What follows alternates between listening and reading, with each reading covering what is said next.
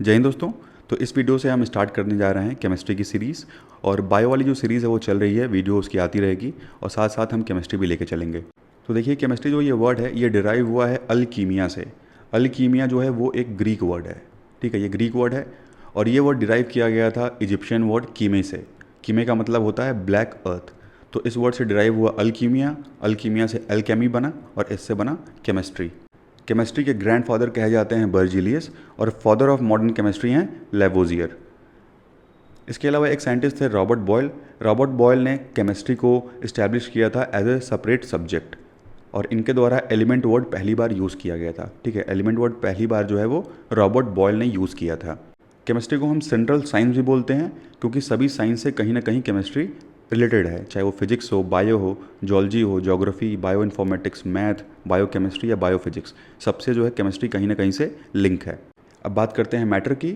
तो मैटर ऐसा चीज़ होता है जिसके पास कुछ मास हो, कुछ वॉल्यूम हो और वो कुछ स्पेस ऑक्युपाई करता हो।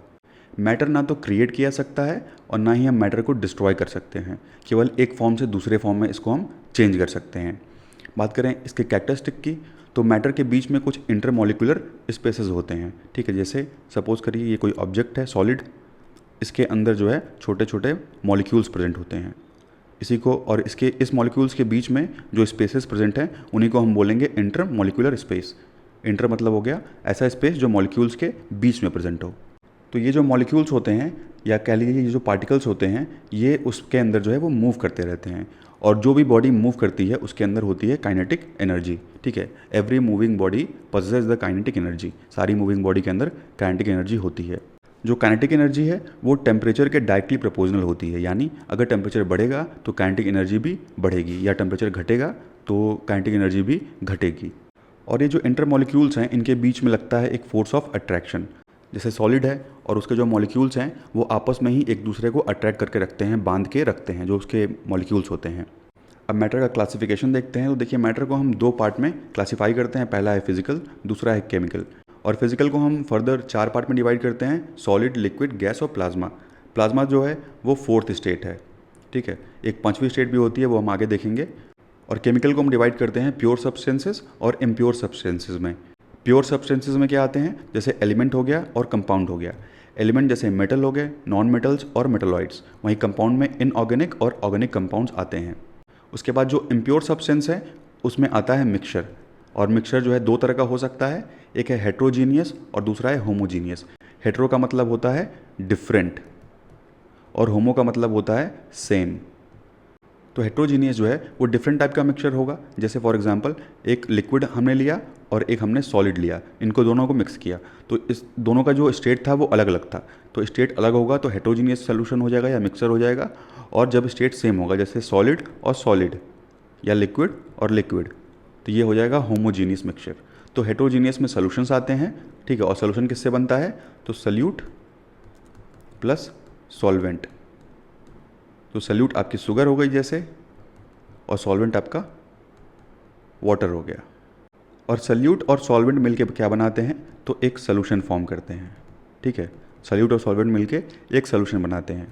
अब मिक्सचर जैसे होमोजीनियस था तो इसके अंदर आते हैं कोलॉइड्स और सस्पेंशन। आगे इसकी हम बात करेंगे कोलॉइड क्या होते हैं, सस्पेंशन क्या होते हैं। तो डिफरेंस देखते हैं सॉलिड, लिक्विड और गैस में। तो देखिए, जो सॉलिड होता है उसका एक डिफिनिट शेप होता है और डिफिनिट वॉल्यूम का ये होता है। वहीं लिक्विड इनडिफिनिट शेप का होता है। जिस कंटेनर में आप डालेंगे उस कंटेनर का शेप लिक्विड ले लेगा। जैसे पानी है, ग्लास में डाल दीजिए ग्लास का शेप हो जाएगा, या किसी और कंटेनर में डाल दिए उसका शेप हो जाएगा। लेकिन सॉलिड के साथ ऐसा नहीं है। वहीं जो गैस है इनका ना तो डिफिनिट शेप है और ना ही डिफिनिट वॉल्यूम है। जो सॉलिड्स होते हैं वो रिजिड होते हैं और नॉन कंप्रेसिबल होते हैं, ठीक है। इनको कंप्रेस नहीं किया जा सकता। बात करें लिक्विड की तो ये रिजिड नहीं होता है और इसको कंप्रेस नहीं किया जा सकता। और जो गैसेस होते हैं ये रिजिड तो नहीं होते लेकिन इनको कंप्रेस किया सकता है, क्योंकि हम इसको गैस सिलेंडर जैसे हो गया उसमें हम भर सकते हैं ना। तो गैसेस जो होते हैं वो कंप्रेसिबल होते हैं। जो सॉलिड है इसकी डेंसिटी हाई होती है और लिक्विड की डेंसिटी जो है वो सॉलिड के कंपेरिजन में थोड़ी कम होती है। और गैसेस में सबसे कम डेंसिटी प्रेजेंट होती है। तो आइस को छोड़ के सॉलिड में सबके पास जो है हाई डेंसिटी होगी। सॉलिड जो हैं वो इजीली डिफ्यूज़ नहीं करते हैं और लिक्विड जो हैं वो डिफ्यूज़ तो करते हैं लेकिन बहुत स्लोली। और गैसेस जो हैं इनका डिफ्यूज़न बहुत फास्ट होता है। जो सॉलिड के मॉलिक्यूलर स्पेसेस हैं इनके मॉलिक्यूल्स बहुत पास प्रेजेंट होते हैं। और जो लिक्विड है इसके मॉलिक्यूल्स थोड़े से दूर दूर प्रेजेंट होते हैं। और वहीं जो गैसेज हैं इसके मॉलिक्यूल जो हैं और ज़्यादा दूर दूर प्रेजेंट होते हैं। तो इंटरमॉलिकुलर स्पेसेस सॉलिड्स में स्मॉल होती है, कम होती है, अट्रैक्शन जो है इनका मैक्सिमम होता है, सबसे ज़्यादा होता है। और लिक्विड्स में जो इंटरमॉलिकुलर स्पेस है वो सॉलिड के कंपेरिजन में थोड़ी सी ज़्यादा होती है और जो अट्रैक्शन है वो सॉलिड के कंपेरिजन में थोड़ा कम होता है। वहीं गैसेस में देखेंगे तो इंटरमॉलिकुलर स्पेस मैक्सिमम है, सबसे ज़्यादा है, और जो अट्रैक्शन है वो मिनिमम है। तो नेक्स्ट हम बात करते हैं प्लाज्मा के बारे में। तो देखिए, प्लाज्मा ऐसे पार्टिकल्स को बोलते हैं जो सुपर एनर्जेटिक हों, सुपर एक्साइटेड हों। और प्लाज्मा के अंदर जो पार्टिकल्स होते हैं ये आयनाइज्ड गैसेस के फॉर्म में प्रेजेंट होते हैं, जैसे सन और स्टार। सन के अंदर क्या है? प्लाज्मा है। सन जो ग्लो कर रहा है या जो स्टार्स ग्लो करते हैं वो प्लाज्मा की वजह से ग्लो करते हैं। और ये प्लाज्मा का क्रिएशन जो होता है ये बहुत हाई टेम्परेचर की वजह से होता है। उसके बाद जो फिफ्थ मैटर था जिसकी हम बात कर रहे थे वो है बोस-आइंस्टीन कंडेंसेट। ठीक है, इसको शॉर्ट में BES भी आप लिख सकते हैं। इंडियन फिजिसिस्ट थे सत्येंद्र नाथ बोस और एल्बर्ट आइंस्टीन। एल्बर्ट आइंस्टीन और सत्येंद्र नाथ बोस ने 1920 में ही प्रिडिक्ट किया कि एक नया स्टेट ऑफ मैटर जो है वो प्रेजेंट है। और ये कैसा है? तो सुपर कोल्ड है और सुपर अनएक्साइटेड एटम्स इसमें प्रेजेंट हैं। और ये एटम्स जो बने हुए हैं वो सुपर कूलिंग की वजह से फॉर्म होते हैं। ठीक है, सुपर कोल्ड है और सुपर अनएक्साइटेड है और इसका फॉर्मेशन सुपर कूलिंग की वजह से हुआ है। तो इसको नाम दिया गया बोस-आइंस्टीन कंडेंसेट। तो बात करते हैं अब inter conversion of state of matter के बारे में। तो जैसे सॉलिड है वो डायरेक्टली गैस में अगर कन्वर्ट होती है तो उस प्रोसेस को बोलते हैं सब्लिमेशन। जैसे कपूर रख दीजिए आप, कुछ टाइम बाद वो जो है गायब हो जाता है। तो उसमें क्या होता है? वो जो है डायरेक्ट सॉलिड से गैस में कन्वर्ट हो जाता है। तो सॉलिड से गैस में कन्वर्ट होगा तो उसको हम बोलेंगे सब्लिमेशन। उसके बाद गैस से लिक्विड में होगा तो उस प्रोसेस को बोलेंगे हम कंडेंसेशन।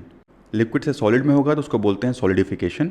और अगर गैस से सॉलिड बन गया तो उसको बोलते हैं डिपोजिशन। और लिक्विड से गैस फॉर्म हुआ तो उसको बोलते हैं वेपराइजेशन। और सॉलिड से लिक्विड फॉर्म हुआ तो उसको बोलते हैं फ्यूज़न। तो बारी बारी सबको देखेंगे।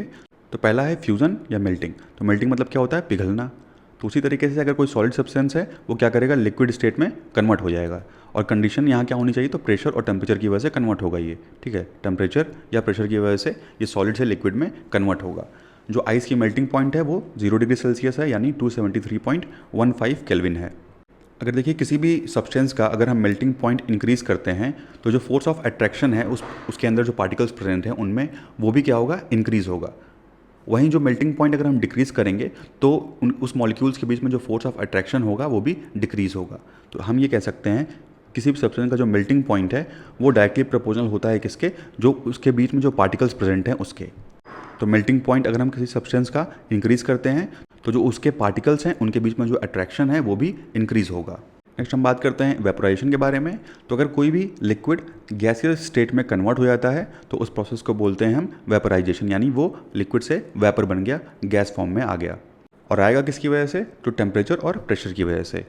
अब देखिए जो बॉइलिंग पॉइंट होता है किसी भी सोल्यूशन का वो ज़्यादा होता है in comparison of pure solvent. यानी जैसे मान लीजिए साफ़ पानी है तो वो 100 डिग्री सेल्सियस पे बॉयल करेगा, लेकिन वहीं अगर उसमें इम्प्यूरिटीज़ प्रेजेंट होंगी तो इसका जो बॉइलिंग पॉइंट है वो डिक्रीज़ हो जाएगा, कम हो जाएगा।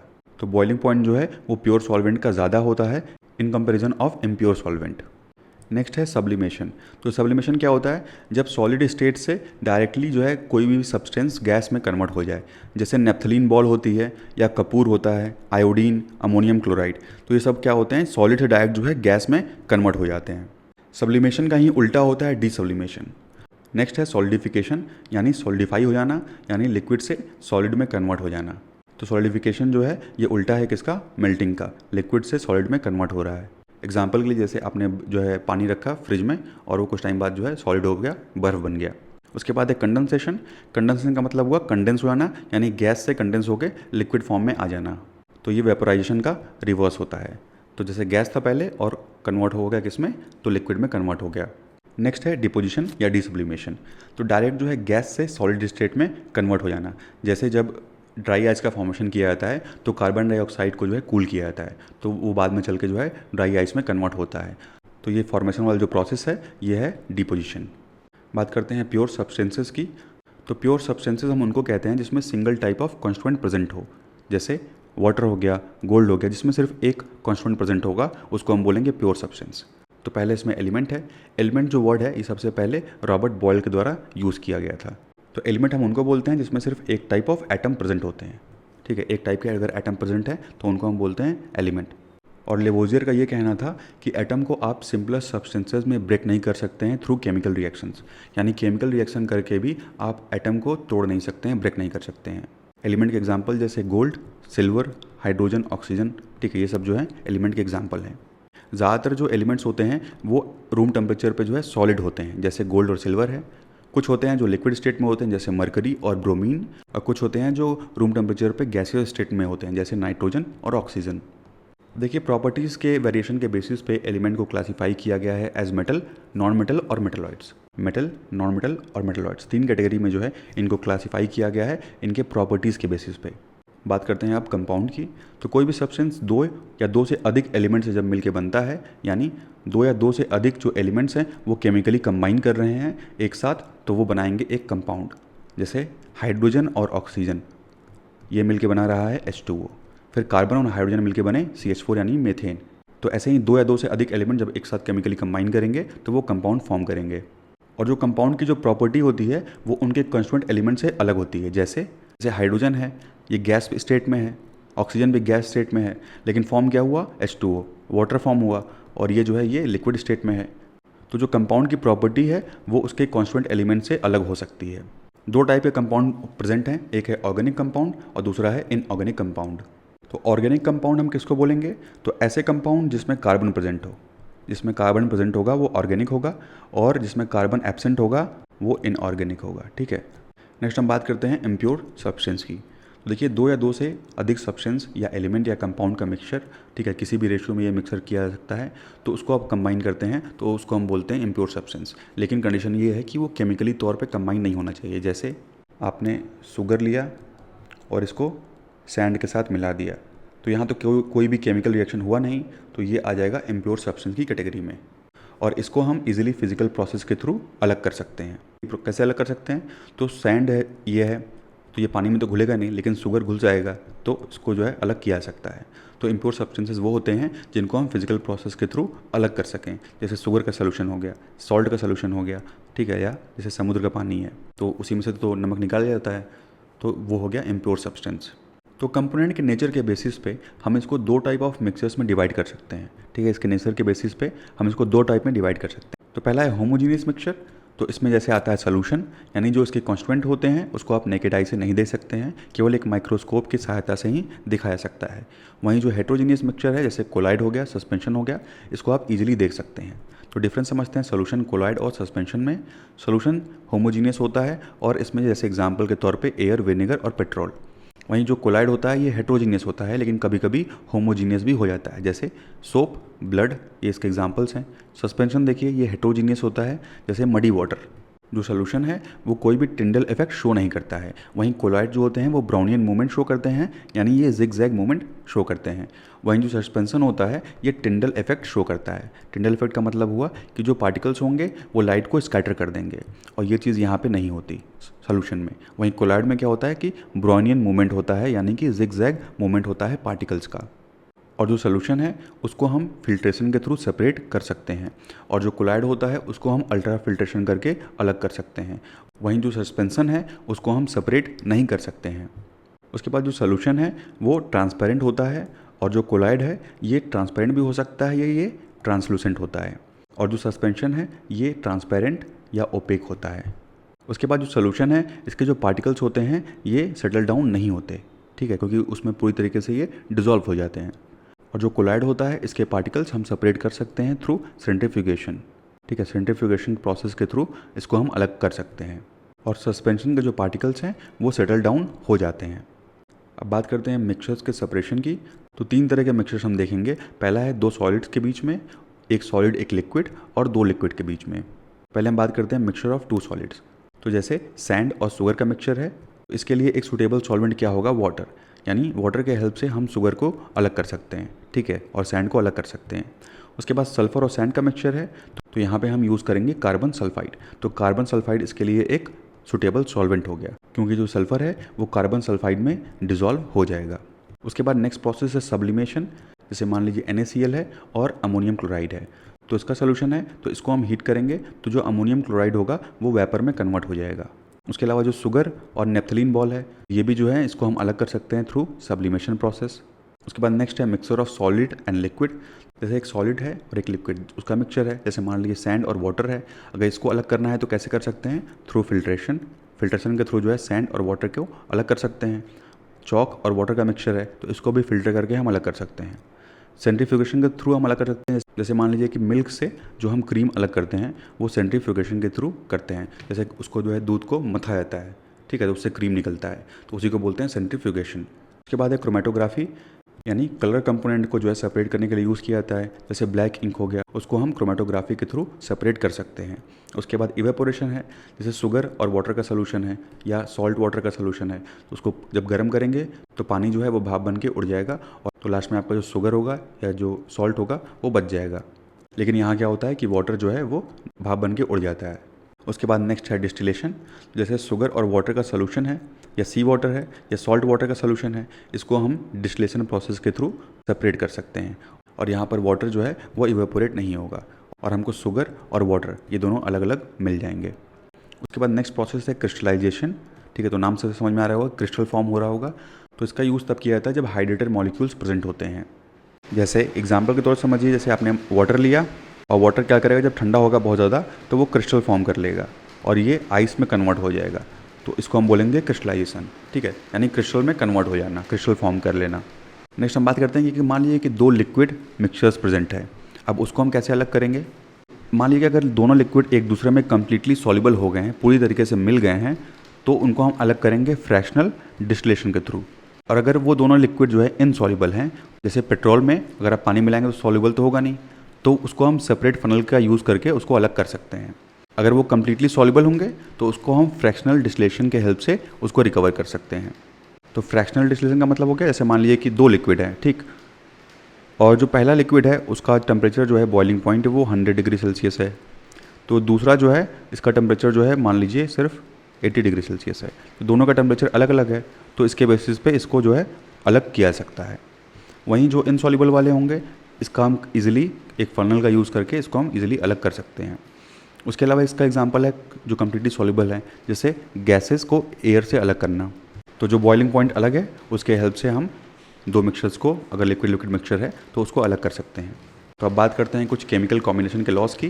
जैसे law of conservation of mass है, प्रपोज किया गया था रशियन साइंटिस्ट एम.बी. लोमनोसोव के द्वारा, और इनके द्वारा कहा गया under law of conservation of mass कि जो मैटर होता है वो इनडिस्ट्रक्टिबल होता है, यानी आप उसको ख़त्म नहीं कर सकते हैं और ना ही तो आप उसको क्रिएट कर सकते हैं। और कहा गया कि टोटल नंबर ऑफ मास है किसी भी मैटर का वो अनचेंज रहता है even after a change in chemical reaction, यानी केमिकल रिएक्शन भी हो जाएगा तो उसके बाद भी जो मैटर होगा उसके मास में कोई डिफरेंस नहीं आएगा, उसका मास जो है वो सेम रहेगा। तो ये था law of conservation of mass. उसके बाद है second law of constant proportion, और ये दिया गया था फ्रेंच साइंटिस्ट J.L. प्राउस्ट के द्वारा, और इनके द्वारा कहा गया कि in every chemical compound the mass of the element are combined in a certain proportion. यानी जैसे मान लीजिए एक A है और एक B है, ठीक है, ये दोनों कंबाइन करके एक AB बन गया और एक AB2 बन गया। तो इनके द्वारा कहा गया कि जो A का जो मास है वो क्या है, फिक्स्ड है। तो A का मास फिक्स्ड है और B का मास जो है वो चेंज हो सकता है। जैसे जब रिएक्शन हुआ A से तो यहाँ पे B का मास अलग था और यहाँ B2 था, तो इसका मास जो है वो अलग था। तो दो डिफरेंट प्रोपोर्शन में जो है ट्रांसफ़र हुआ मासेस का। तो लॉ ऑफ कांस्टेंट प्रोपोर्शन के अंदर कहा गया कि in every chemical compound the mass of element are combined in a certain proportion, यानी हर केमिकल रिएक्शन में जो एलिमेंट कंबाइन करते हैं वो अलग अलग प्रोपोर्शन में कंबाइन करते हैं और उनका जो रेशियो होता है, उनके मासेस का जो रेशियो होता है वो अलग अलग हो सकता है। ठीक है, तो जैसे यहाँ पे A कंबाइन किया B के साथ, A का तो फिक्स था लेकिन B का क्या था, तो B का यहाँ मास कम है और यहाँ B का मास ज़्यादा है। तो ये था लॉ ऑफ कांस्टेंट प्रोपोर्शन। तो नेक्स्ट है लॉ ऑफ मल्टीपल प्रोपोर्शन, और ये दिया गया था अमेरिका के साइंटिस्ट जॉन डाल्टन के द्वारा। और इसमें कहा गया कि जब दो एलिमेंट केमिकली तौर से कंबाइन करते हैं एक या एक से अधिक एलिमेंट बनाने के लिए, जैसे एग्जांपल देखिए, जैसे मान लीजिए कि H2O है, ठीक है, और एक है हाइड्रोजन परऑक्साइड, वाटर हो गया और हाइड्रोजन परऑक्साइड हो गया। तो जो यहाँ पे हाइड्रोजन है इसका वेट 2 ग्राम के आसपास है, यहाँ पे जो हाइड्रोजन है उसका भी वेट 2 ग्राम के आसपास है। यहाँ जो ऑक्सीजन हो जाएगा उसका वेट कितना हो जाएगा, तो 16 ग्राम हो जाएगा। और यहाँ पे जो ऑक्सीजन प्रेजेंट है इसका वेट 2 है तो 32 ग्राम हो गया। ठीक है, तो अगर रेशियो निकालेंगे इसका तो आएगा 16:32 के रेशियो में प्रेजेंट है, ठीक है, H2O और H2O2 में। और इसका अगर रेशियो निकलेगा तो कितना आएगा 1:2। तो इनके द्वारा लॉ ऑफ मल्टीपल प्रोपोर्शन में कहा गया कि कोई भी दो एलिमेंट जब रिएक्ट करते हैं तो वो इसी रेशियो में रिएक्ट करते हैं, 1:2 के ही रेशियो में रिएक्ट करते हैं। यही था law of multiple proportion. Next है लॉ ऑफ रेसिप्रोकल प्रोपोर्शन। तो लॉ ऑफ रेसिप्रोकल प्रोपोर्शन जो है ये प्रोपाउंड किया गया था जर्मन साइंटिस्ट रिक्टर के द्वारा। ठीक है, रिक्टर के द्वारा जो है ये दिया गया था। ये लॉ कहता है कि जब दो एलिमेंट्स किसी भी तीसरे एलिमेंट जिसका मास फिक्स्ड हो उसके साथ कंबाइन करते हैं तो उनका रेशियो तीसरे एलिमेंट के साथ और आपस में एक दूसरे के साथ कंबाइन करने पर वो इक्वल भी हो सकता है और वो मल्टीपल भी हो सकता है। तो इसको एक एग्जांपल से समझते हैं। जैसे मान लीजिए हाइड्रोजन है, कार्बन है और ऑक्सीजन है। ठीक है, अगर हाइड्रोजन ऑक्सीजन से कंबाइन करेगा तो वाटर बनेगा, यहाँ बनेगा मीथेन CH4 हो जाएगा और कार्बन ऑक्सीजन बनाएंगे CO2। तो यहाँ कार्बन का मास जो है 3 है और हाइड्रोजन का मास मान लीजिए 1 है। यहाँ पे हाइड्रोजन का मास 1 है और ऑक्सीजन का मास 8 है। कार्बन का मास जो है यहाँ पे 3 है और ऑक्सीजन का जो मास है वो 8 है। यहाँ पर हाइड्रोजन वो एलिमेंट है जिसका मास फिक्स्ड है यानी 1, और कार्बन जब इसके साथ रिएक्ट करता है तो मीथेन बनता है और जब ऑक्सीजन रिएक्ट करता है तो बनता है वाटर। और कार्बन और ऑक्सीजन जब इसके साथ रिएक्ट करते हैं तो मीथेन और वाटर बनता है जिनका रेशियो 3:1 है और वाटर का 1:8 है। लेकिन यही जब आपस में रिएक्ट करते हैं, जैसे कार्बन और ऑक्सीजन आपस में जब रिएक्ट किए तो ये रेशियो बनाए 3:8 का, और ये रेशियो जो है वो बिल्कुल इक्वल है। अगर हम कार्बन और वाटर के रेशियो से डिवाइड करेंगे तो ये रेशियो बिल्कुल सेम आएगा। यही है law of reciprocal proportion. Next है लॉ ऑफ गैसियस वॉल्यूम, और ये दिया गया था जोसेफ लुइस गे लुसैक के द्वारा। ठीक है, जोसेफ लुइस गे लुसैक के द्वारा जो है लॉ ऑफ गैसियस वॉल्यूम दिया गया था। और इस लॉ में इनके द्वारा कहा गया कि एक फिक्स्ड टेम्परेचर और प्रेशर के अंडर में जो रेशियो होता है गैसेस का वो एक सिंपल रेशियो होता है। ठीक है, सिंपल में समझिए, जैसे मान लीजिए हाइड्रोजन है और क्लोरीन है, ये रिएक्ट करेंगे तो बनाएंगे 2HCl। ठीक है, तो हाइड्रोजन यहाँ पे कितना था, इसकी वॉल्यूम देखें तो 1 है, क्लोरीन कितना था, 1 वॉल्यूम था, और HCl यहाँ पे 2 वॉल्यूम में था। ठीक है, तो इनका जो रेशियो है वो कितना आएगा 1:2। तो यही है लॉ ऑफ गैसियस वॉल्यूम। यानी इनके द्वारा कहा गया कि कोई भी गैसियस यानी दो गैसेस जब आपस में रिएक्ट करती हैं किसी फिक्स्ड टेम्परेचर और प्रेशर के अंडर में, तो जो उनके वॉल्यूम का जो रेशियो होगा वो एक सिंपल रेशियो होगा। तो 1:1:2 ये रेशियो होगा। यही था लॉ ऑफ गैसियस वॉल्यूम। तो इस चैप्टर में बस इतना ही दोस्तों। Thank you and thanks for watching.